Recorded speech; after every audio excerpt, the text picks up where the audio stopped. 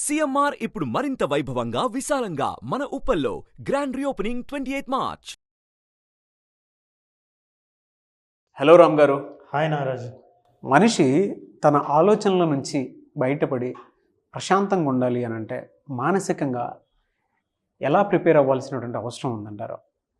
ఎందుకంటే మనం రెగ్యులర్గా చూస్తూ ఉంటాము, ఎప్పుడు చూసినా మంచోళ్ళకే కష్టాలు వస్తాయింట్రా అనేటువంటి మోడ్లోకి వెళ్ళిపోతూ ఉంటారు మనిషి. నేను ఎవరికి ఏ పాపం చేశాను, ఏ అన్యాయం చేశాను, నాకే ఎందుకు ఇలా జరుగుతుంది అనేటువంటి సందిగ్ధం నుంచి మనిషి బయటపడలేడు. ఆ పీస్ ఎక్కడో దొరకదు. అది దొరకాలి అని అంటే ఎలా? నిజంగా మంచోళ్ళకే కష్టాలు వస్తాయా? ఇది చాలామందికి ఉన్న ప్రశ్నే. ఎందుకంటే ఎవరికి వాళ్ళు మంచోళ్ళం అనుకున్నామో వాళ్ళ కష్టాలన్నీ మంచోళ్ళకే కష్టాలు వస్తాయని అనుకుంటుంటారు. అయితే మొదటి ప్రశ్న నారాజు, ప్రశాంతత అనేది సాధించేది కాదు, అది ప్రయాణం. ఆరోగ్యం పూర్తిగా బాగుంది అన్నట్టు పూర్తిగా ప్రశాంతత సాధించాను అని అనడానికి లేదు. ఎందుకంటే జీవన ప్రయాణంలో అది జర్నీయే తప్ప రీచ్ అయ్యే ప్లేస్ కాదు. ఈ ప్రశాంతత అన్నప్పుడు రెండు రకాలైనవి ఉంటాయి. ఒకటేనంటే బహిర్గతమైనది, బాహ్య ప్రశాంతత. రెండవది అంతర్గతమైన ప్రశాంతత. అంటే లోపల ఉన్న ప్రశాంతత ఏంటంటే, బయట ఉన్నది మాట్లాడే ముందర లోపల ప్రశాంతత అని ఏంటో తెలుసుకుందాం. ఈ ప్రపంచంలో ఏం జరిగినా సరే అన్నీ మన అదుపులో ఉండాలని అనుకోకపోవడం ప్రశాంతత. అన్నీ మన కంట్రోల్లో పెట్టుకోవాలి, మనం అనుకున్నట్టే జరగాలి, జరగకపోతే మనం ఎట్లాగైనా జరిగేటట్టు చూడాలి. ఇవన్నీ లేకపోవడమే ప్రశాంతత. అయితే మరి అవన్నీ అట్లా వదిలేస్తామా అని అంటే ఈ రెండే మనం తెలుసుకోవాల్సింది. నెంబర్ 1, మనిషికి తెలుసుకోవాల్సిన జ్ఞానం ఏంటంటే, నేను ఏదేది ఈ లైఫ్లో మార్చగలను, ఏది మార్చలేను, మార్చలేని దాన్ని ఎలా యాక్సెప్ట్ చేయగలను. నారాజు, మనిషికి 3 సర్కిల్స్ ఉంటాయి. ప్రశాంతత గురించి అర్థం చేసుకోవాలంటే 3 సర్కిల్స్ ఆలోచించాలి. మొదటి సర్కిల్ ఏంటంటే సర్కిల్ ఆఫ్ కంట్రోల్ అంటారు. నాకు అదుపు ఉన్న విషయాలు, నా బిహేవియర్ మార్చుకోగలను, నా యాక్షన్ మార్చుకోగలను, నా ఆలోచన మార్చుకోగలను, నా నిర్ణయం మార్చుకోగలను. ఇన్ని ఉన్నాయి నా చేతిలో. నా చాయిస్ నేను మార్చుకోగలను. ఇవన్నీ సర్కిల్ ఆఫ్ కంట్రోల్ కిందకి వస్తాయి. నేను చేయగలిగింది ఏంటో అవి. ఇక ఇమ్మీడియట్గా నా పక్క వాళ్ళు చేయగలిగింది ఏదో, నా కింద పనిచేసేవాళ్ళు, నా కుటుంబ సభ్యులు, సమాజంలో చుట్టూ నా పక్కన ఉన్నవాళ్ళు, నేను ఎవరిని ప్రభావితం చేయగలను, అది రెండవ కంట్రోల్. నేరుగా మీరు చేయలేరు. నువ్వు ఆలోచన మార్చుకో అని చెబితే ఆలోచన మార్చుకుంటాడని ఏం లేదు, కానీ ఆలోచన మార్చుకునేటట్టు చేసే అవకాశం ఉన్న వ్యక్తులు ఉంటారు కొంత దూరంగా. అది రెండవ సర్కిల్. నేను కాకుండా ఉన్నది ఏదైనా రెండో సర్కిలే. ఇక మూడవది మన చేతుల్లో ఏమీ లేనివి, వాతావరణంలో మార్పులు, వరదలు, భూకంపాలు, ప్రభుత్వాలు తీసుకునే నిర్ణయాలు, ప్రపంచంలో వచ్చే యుద్ధాలు, ఇవన్నీ మన చేతుల్లో ఉండవు. అయితే మనిషి ప్రశాంతత కోల్పోవడానికి కారణం ఏంటంటే, ఏది జరిగినా ఎందుకు జరుగుతుందా, ఇలా ఎందుకు జరగాలి అని డిస్టర్బ్ అయిపోవడం. ఇది మనిషి తెలుసుకోవాల్సింది. ఏంటంటే ఇప్పుడు మనిషి ప్రశాంతంగా కూర్చొని ఆలోచించాల్సింది ఏంటంటే, నెంబర్ 1, నేను మార్చగలిగింది ఏదో మార్చే శక్తి నువ్వు, నేను మార్చలేనిదేదో మార్చలేనని అంగీకరించే తెలివి నువ్వు, అసలు ఏది మార్చలేనో ఏది మార్చగలనో తెలుసుకునే జ్ఞానాన్ని నీవు అని ప్రార్థన చేయాలి తప్ప. మనిషి ప్రశాంతతను కోల్పోతున్నారని తెలిసినప్పుడు ఈ అండర్స్టాండింగ్ చాలా అవసరం. సో ఇది ఇంటర్నల్.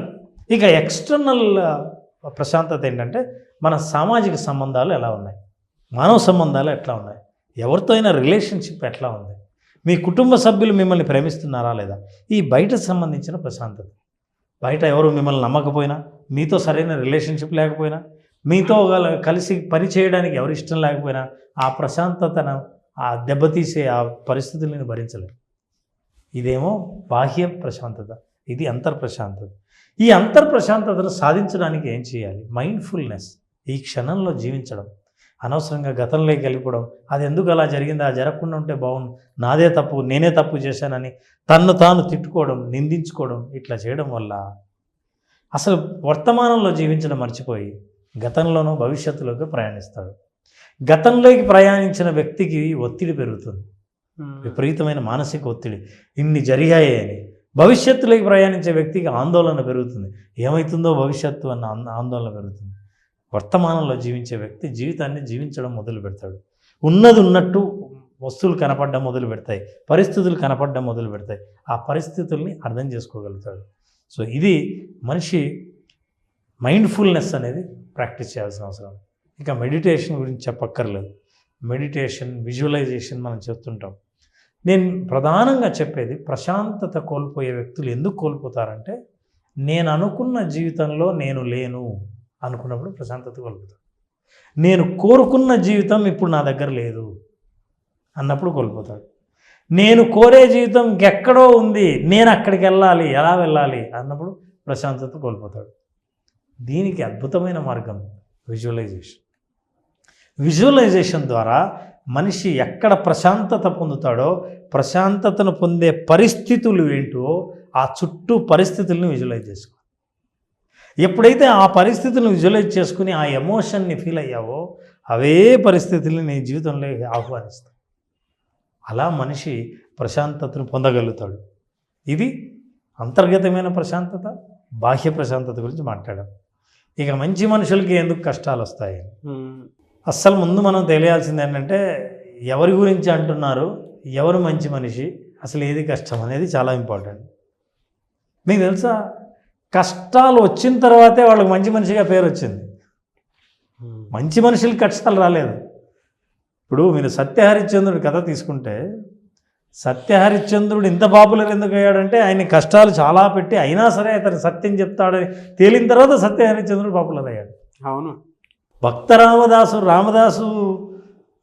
రాముణ్ణి పూజించి చాలా కష్టాలు పడి, జైల్లో పడి, చాలా శిక్షలు అనుభవించి అంత చేసినా గట్టిగా ఉండి ఆ కష్టాలకు నిలదెక్కుకొని మళ్ళీ రాముడి కృపకు పాత్రుడు అయిన తర్వాతే రామదాసుకు పేరు వచ్చింది. లేకపోతే రామదాసు ఎవరో తెలిసేవాడు కాదు.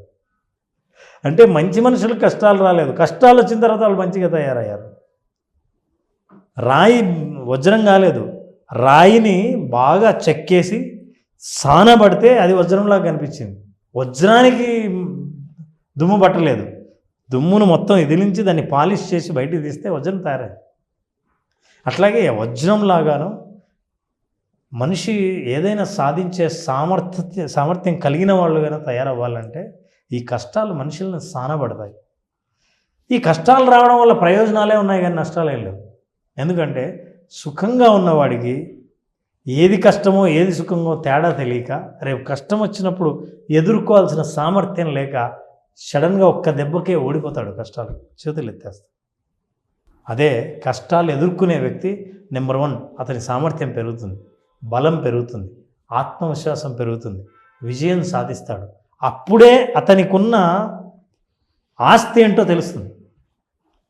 అందువల్ల మంచి వాళ్ళకి కష్టాలు రావడం కాదు, కష్టాలు కనుక నిలదొక్కుని విజయం సాధిస్తే మీరు మంచివాళ్ళుగా నిలబడతారన్న విషయం తెలియాలి. కష్టాలకి మంచివాడా చెడ్డవాడా అన్న తేడా అసలు తెలియదు. ప్రతి మనిషిని పరీక్షిస్తూ పోవడమే కష్టాల పని. సో ఆ కష్టాలన్నీ ఎదుర్కొని జీవితంలో నిలబడేసరికి మన జీవితం కాస్త జరగాల్సింది ఏదో జరిగిపోతుంది. సో మీరు ప్రూవ్ చేయాలనుకుంటే, నా జీవితంలో నేనేం సాధించాను, నేను ఎంత గట్టివాడిని అని గాలివానకు తట్టుకొని నిలబడి ఆ కష్టం తర్వాతనే మీరు మంచివాళ్ళని ప్రూవ్ అవుతుంది తప్ప, నేను మంచివాడిని కదా నాకు కష్టం వస్తుంది అని అనుకోదు. కష్టం అందరినీ టచ్ చేసిపోతుంది. నిలబడినవాడు మంచివాడు అవుతాడు, కూలిపోయినవాడు చరిత్రలో ప్లేస్ లేకుండా కోల్పోతాడు. ఈ వాస్తవం మనం అర్థం చేసుకోవాలి. చాలామందికి లోపల తెలియని ఒక పెయిన్ ఉంటుంది, ఎమోషనల్ డ్యామేజ్ తోటి చాలామంది జీవితాన్ని ఆ కష్టాల్లోకి పాతుకుపోతున్నామేమో, పీకల్లోతు మునిగిపోతున్నామేమో అన్నటువంటి ఆలోచన ఎప్పుడైతే వెళ్ళిపోతూ ఉంటుందో, మనిషి స్వతహాగానే సింపతి నేచర్తోనే బతుకుతూ ఉంటాడు. అంటే ఒక సెల్ఫ్ పిటీలోనే ఉండి బతుకుతున్నటువంటి వాళ్ళు ఉంటారు. ఎంత కాన్ఫిడెన్స్ ఉన్నా సరే, తను బయటపడటం కోసం అన్నా సరే, అది ఎప్పుడైతే ఎక్స్ట్రీమ్ లెవెల్లో ఉంటుందో, అతను చూసే యాంగిల్ ఒకటి ఉంటుంది సొసైటీని, బయట వాళ్ళు అతను చూసే చూపు ఒకటి ఉంటుంది. ఎప్పుడైతే నేను ఇది కాదు ఇది అని ప్రూవ్ చేసుకునే ప్రాసెస్ ఎప్పుడైతే ఉంటుందో సొసైటీలో, అప్పుడు పెయిన్ స్టార్ట్ అవుతుంది మనిషికి. పురిటి నొప్పులే సార్, అరే బాబు నేను ఇది కాదురా, నువ్వు మర్డర్ చేసావు అంతే, బాబు నేను మర్డర్ చేయలేదురా, నువ్వు రేప్ చేసావు అంతే. అరే నేను రేప్ చేయలేదురా, నువ్వు కూనికోరు అంతే. నేను కూనికోరిని కాదురా, ప్రూవ్ చేసుకునే ప్రాసెస్ ఉంటుంది చూసారా, అది స్ట్రగుల్. అసలు మామూలుగా ఉండదు సార్ అది. ఆ నిలబడకుండా లొంగిపోయావా నేరస్తుడి అయిపోయావు, బలి అయిపోయావు, ఇంకంతే. అలా కాదు. అలా సొసైటీ మనల్ని ట్రాప్ చేస్తుంది. పెయిన్ ఎప్పుడు వస్తుంది అని అంటే అప్పుడే వస్తుంది. అది ఫ్రెండ్షిప్ రూపంలో రావచ్చు, పేరెంట్స్ రూపంలో రావచ్చు, బ్రదర్స్ అండ్ సిస్టర్స్ రూపంలో రావచ్చు, కంపారిజన్ రూపంలో రావచ్చు, ఏ రకంగా అయినా సరే. మంచోడికి ఎప్పుడు కష్టాలు ఉండవు, మన ఆలోచనల నుంచి పుట్టుకొచ్చేటువంటి కష్టాలు ఉంటాయి తప్ప. Very true. Anyways thank you అండి, thank you so much Ram గారు. Thank you Nagesh. చాలామంది అడ్వాన్స్ విజువలైజేషన్ క్లాస్ ఎక్స్పెక్ట్ చేస్తూ ఉన్నారు. బేసిక్ ఎక్కువ మంది అటెండ్ అయిపోయినటువంటి వాళ్ళు. అడ్వాన్స్లో ఏ మెరాకిల్ చూస్తాము అనుకునేటువంటి వాళ్ళు చాలామంది ఉన్నారు. అడ్వాన్స్ విజువలైజేషన్ క్లాస్ ఎప్పుడు ఉండే అవకాశం ఉంటుంది?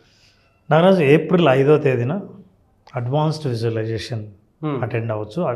బేసిక్ అటెండ్ అయిన వాళ్ళు వాళ్ళ ఫ్రీక్వెన్సీని, వాళ్ళ పవర్ని, వాళ్ళ థాట్ని, విజువలైజేషన్ని ఎలా చేసుకోవాలో తెలిసిన వాళ్ళు దాని వేవ్ లెంగ్త్ని పెంచడానికి, ఇంకా దాని పవర్ని పెంచడానికి, టైం గ్యాప్ ఒక గోల్ని అచీవ్ చేయడానికి తగ్గించాలంటే అడ్వాన్స్ విజువలైజేషన్ అద్భుతంగా ఉపయోగపడుతుంది. చాలామంది అటెండ్ అయిన వాళ్ళు, సార్ ఇంకా ఏమైనా అటెండ్ అవ్వాలని ఉంది ఏంటి అని అంటే, ఈసారి చాలా తొందరగానే నెక్స్ట్ అడ్వాన్స్ సెషన్ కూడా పెట్టడం జరిగింది.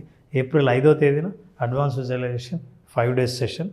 డెఫినెట్గా బేసిక్ అటెండ్ అయిన వాళ్ళందరికీ చాలా ఉపయోగపడుతుంది. They can attend this. ఈగర్లో నేను కూడా వెయిట్ చేస్తున్నాను. ఎందుకంటే పర్సనాలిటీ డెవలప్ చేసుకోవాలనుకున్నా, లేదంటే పర్సనల్ కొన్ని విషయాల్లో మనం బ్రాడ్ పిక్చర్లో చూడలేము. అడ్వాన్స్ క్లాసెస్ అటెండ్ అయిన తర్వాత మాత్రమే తెలుస్తుంది. సో నేను కూడా అడ్వాన్స్ విజువలైజేషన్ క్లాస్కి జాయిన్ అవ్వాలని అనుకుంటున్నాను ఈ బ్యాచ్కి.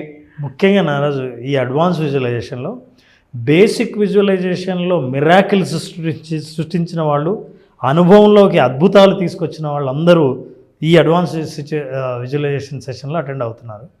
అట్లాంటి వాళ్ళని నేరుగా చూడాలన్నా, అట్లాంటి వాళ్ళ మాటలు వినాలన్నా మీరు డెఫినెట్గా అడ్వాన్స్ విజువలైజేషన్ జాయిన్ అవ్వాల్సిందే. డెఫినెట్గా sir. Anyway sir, thank you అండి, thank you so much Ram గారు. Thank you Ramesh. సో మీరు అడ్వాన్స్ విజువలైజేషన్ క్లాస్కి అటెండ్ అవ్వాలి అనుకుంటే స్క్రీన్ మీద మీకు కాంటాక్ట్ నెంబర్ కనిపిస్తుంది. ఏప్రిల్ 5th నుంచే ఉంటుంది. ఆసక్తి కలిగిన వారు మీరు స్క్రీన్ మీద కనిపిస్తున్న నెంబర్కి కాల్ ఆర్ మెసేజ్ వాట్సాప్ చేసి వెంటనే ఎన్రోల్ చేసుకోవచ్చు. ఒకవేళ మీ కాంటాక్ట్ నెంబర్ కనెక్ట్ అవ్వట్లేదంటే మిస్టర్ నాగ్ అఫీషియల్ 1 అన్న ఇన్స్టాగ్రామ్ ఐడి ఉంది. దానికి మీరు పర్సనల్ మెసేజ్ పెట్టినా కూడా నేను రామ్ గారి టీంకి ఫార్వర్డ్ చేస్తాను. ఆ విధంగానే సార్ మీరు అప్రోచ్ అవ్వచ్చు. సో ఒక మిరాకిల్ కనుక మీరు చూడాలి అనుకునేటువంటి వాళ్ళు, మీ జీవితాన్ని ఇంకా బాగు చేసుకోవాలి అనుకునేటువంటి వాళ్ళు ఎవరైతే ఉంటారో, త్రూ విజువలైజేషన్ క్లాస్, మీరు advance visualization class tools and technique తోటి లైఫ్ని మార్చుకోవాలి అనుకున్నటువంటి వాళ్ళకి మాత్రం మంచి అవకాశం. ఆసక్తి కలిగిన వారు స్క్రీన్ మీద కనిపిస్తున్న నెంబర్ సంప్రదించండి. ఈ వీడియో లైక్ చేయండి, షేర్ మాత్రం తప్పకుండా చేయండి. ఇలాంటి మరిన్ని వీడియోస్ కోసం మా ఛానల్ ఫాలో అవ్వండి. Thank you. సుమన్ టీవీలో మీ పర్సనల్ అండ్ బిజినెస్ ప్రమోషన్స్ కోసం కింది నెంబర్కి కాంటాక్ట్ చేయండి.